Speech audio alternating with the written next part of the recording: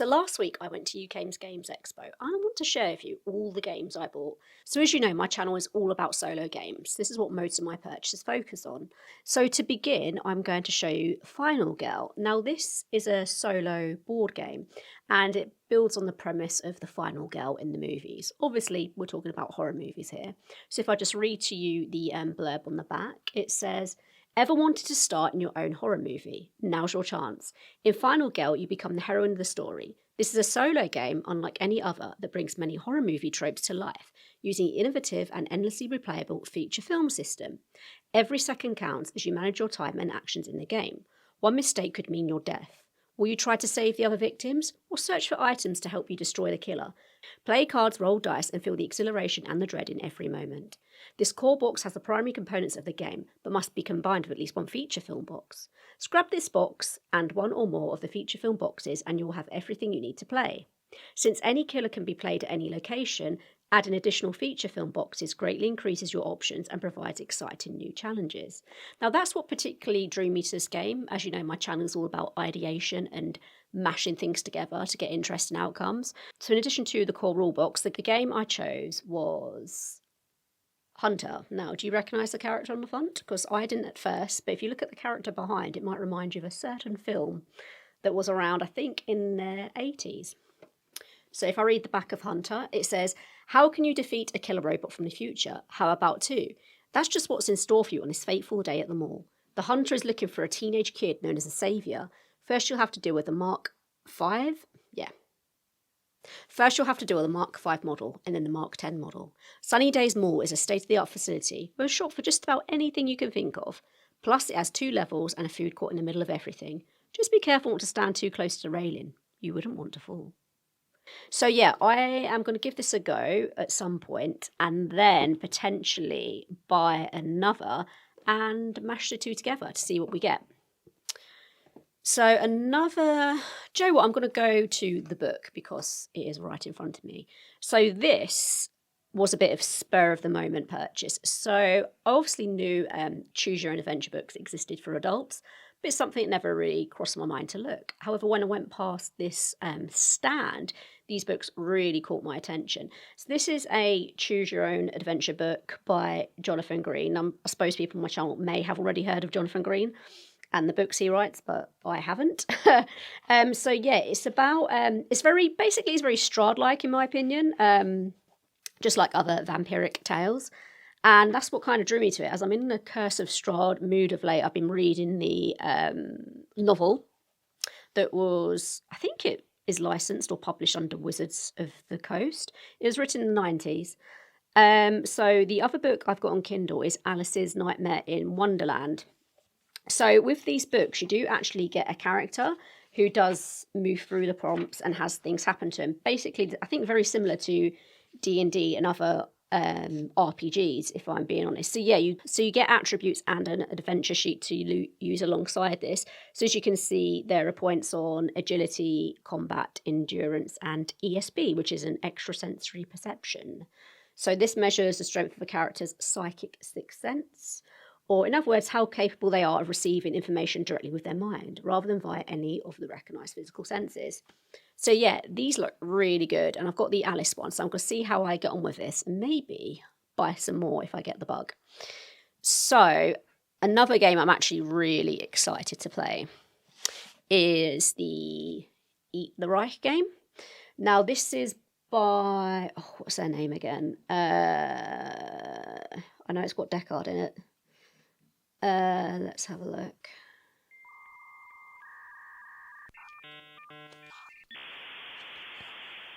So this is written by Grant Howitt and Will Kirby. And the publishing company is Rowan Rook and Deckard. So this book, I mean, the artwork is phenomenal and it also glows in the dark. What this book has, I think it has pre-generated characters. And obviously it runs with a GM. But what I'm going to do is I'm going to play it as a solo game. So, and luckily, because everything's kind of already pre-made, I can just jump in and run the adventure. So I'm really looking forward to this. And also, it's a lovely book to display as well. Also very inspiring artwork, because I do want to practice my my own drawing skills actually, especially digital, as I'm very much pen and paper, as that's what I was taught. So yeah, I'm intrigued to sort of mimic this style a bit. I say actually, it's very inspirational as I'm going through, very beautifully laid out as well.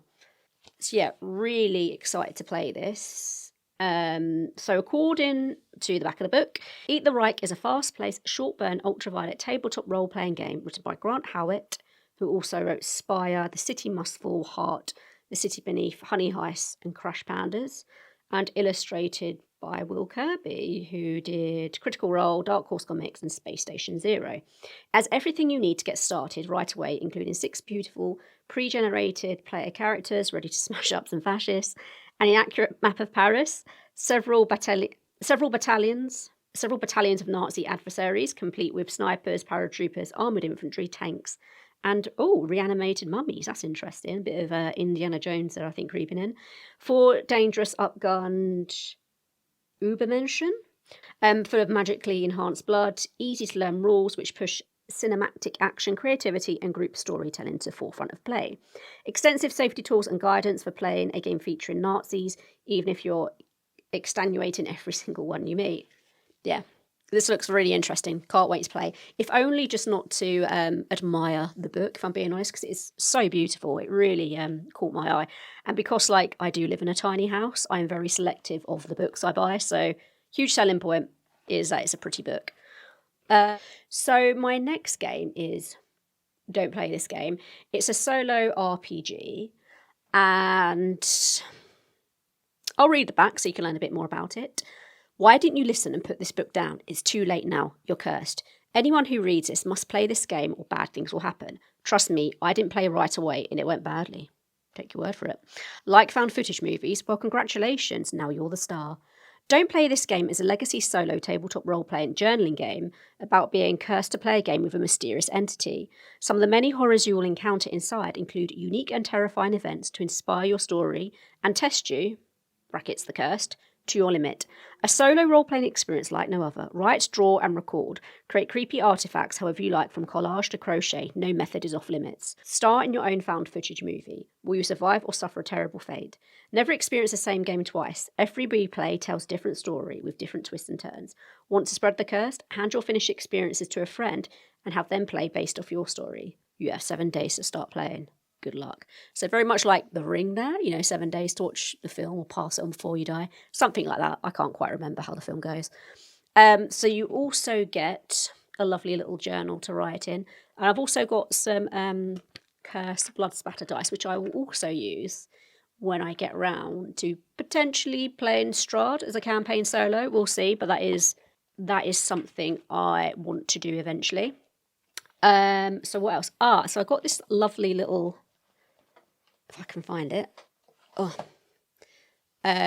solo zine, I suppose. So it's all about monster hunting in London, and apparently I am a Crown Inquisitor of the Imprecatory Society of Salomon's House, a secret order of demon hunters commissioned by King James to battle the first beast.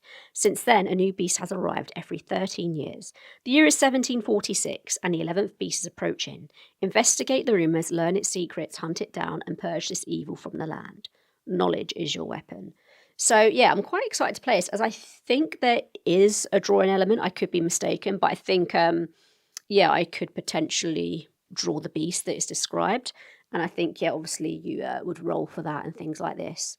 So, quite excited to play this as well. And I think it only runs for an hour as well. So it's quite a good format to make a little video. So I also bought...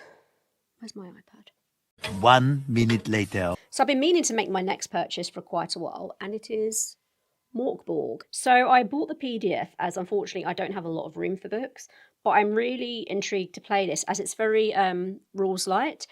And I want to play role-playing games that are kind of outside of D&D, maybe learn some new systems. And because it's rules light, it means I can focus on things like the narrative, which is obviously right up my street, as I'm very much into my storytelling. But it has gorgeous artwork. And I can't wait to really start playing it.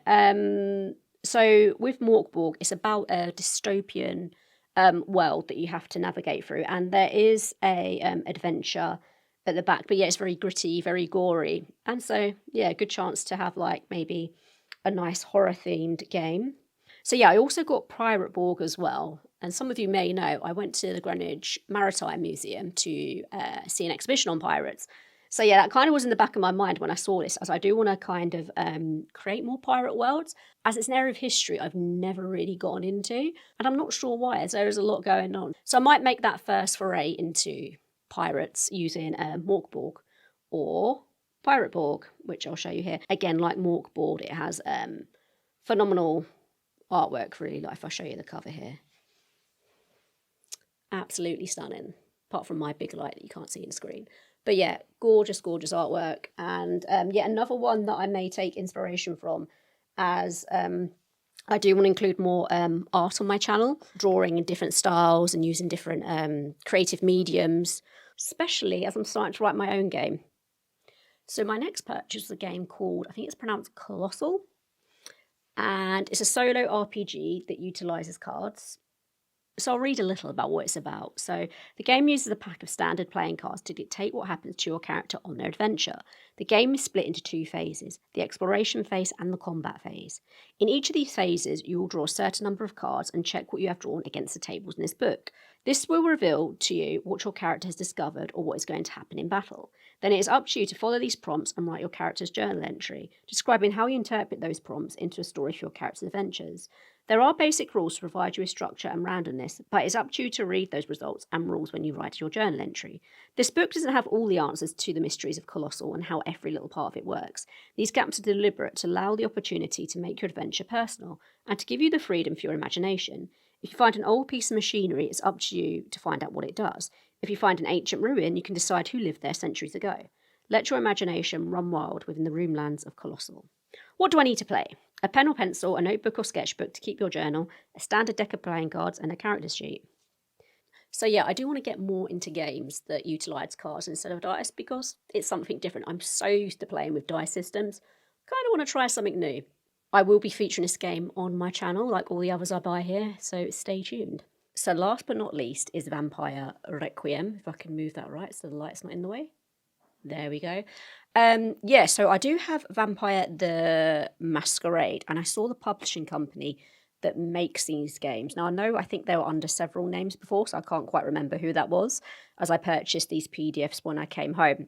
But yeah, this one has been on my list for a while. It is slightly older. I think it was published in, yes, 2014. So it's been around for a while. So I'm quite excited to try these games out as a solo player. As you know, I'm going for a bit of a vampire phase at the minute. So yeah, these are the top of my list to play. But let me know what you think. And do you have any tips or recommendations on how to play these games, especially as a solo player, if some aren't directly geared for that? Also, if you went to UK Games Expo, let me know what you bought. I couldn't go around all the stands as we were only there for a day, so I may have missed some gems. Anyway, that's all for today, folks, and I'll see you in the next one.